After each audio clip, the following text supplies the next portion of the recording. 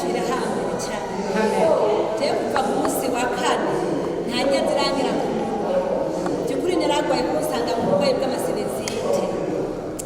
ariko ukuntu rero nari muri kirize yayo siko byahora siko nahora ameze ariko niba ibintu n'ibiki by'ukuri byahabya nka ko mpema rero amasinezite y'iwanjye yankana n'izuba ariko by'ukuri Imana sinzi ukuntu Imana yabigereye mu gatondo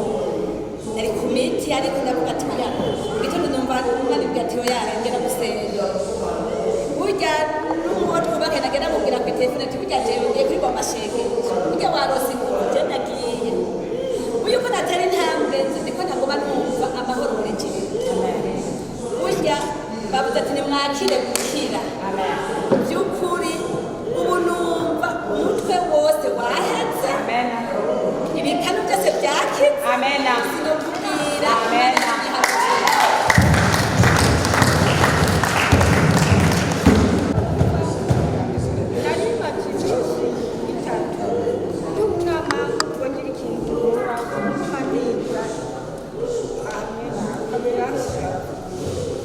ariko aho batanguriye gusenga byose umengo biracagaguye aho ubusi nahita